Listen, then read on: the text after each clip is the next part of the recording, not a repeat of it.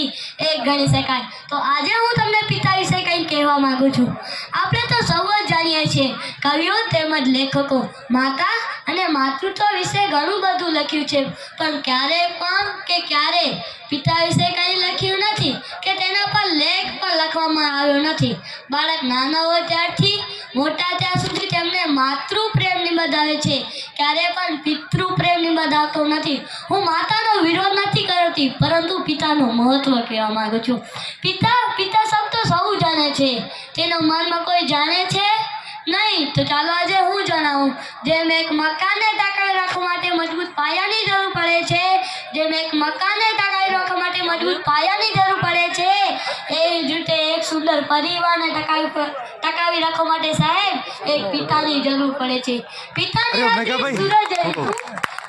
હાજરી સૂરજ જેવી હોય છે। સૂરજ ગરમ ભલે થાય, જો ના હોય અંધકાર છવાઈ જાય, જો ના હોય અંધકાર છવાઈ જાય। એક કહેવત છે કે ઘોડે ચડતો બાપ મરજે પણ છાણા વીઠી માં ના મરતી। ફક્ત હું તમને એટલું જ કહેવા માંગુ છું, એકવાર એ બાળકને પૂછી તો જો, પોતાના પિતાને ગુમાવે છે, પોતાના પિતાનો પ્રેમ નહીં। એકવાર એ બાળકને પૂછી તો જો, પિતાનું દુનિયામાં મૂલ્ય શું છે।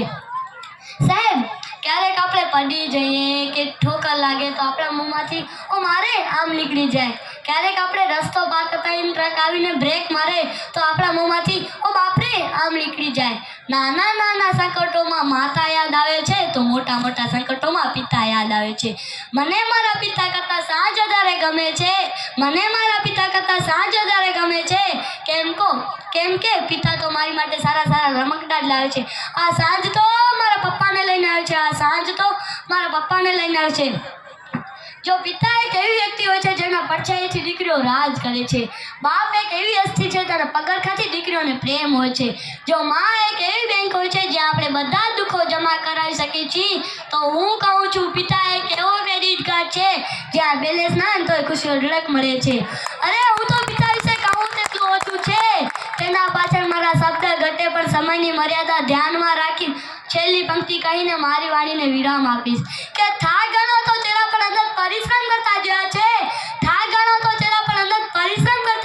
છે। આંખમાં ઊંઘ ગણી હતા છતાં પણ ચિત્તામાં જાગતા જેવા છે। તકલીફો ચારે બાજુ હતી, એકલા હાથે લડતા જેવા છે। કોઈને તકલીફ પણ ના દેતા, અડધી રાતે ખુલ્લી આંખે અમારા ભવિષ્યના સપના સજાવતા જેવા છે। ભાઈ ભેગી કરીને અમારે ખુશીઓ ખરીદનાર જેવા છે। એ ખુશીઓને પોતાના સપનાઓને રોડતા જેવા છે। પોતાની પસંદગીને ના પસંદ કરીને અમારી પસંદગીને અપનાવતા જેવા છે। વ્યક્તિ એક હતા પણ વિશેષતા અનેક હતી। મેં પિતા સ્વરૂપે સર્જનહારને જોયા છે। Thank you. જય હિન્દ, જય ભારત।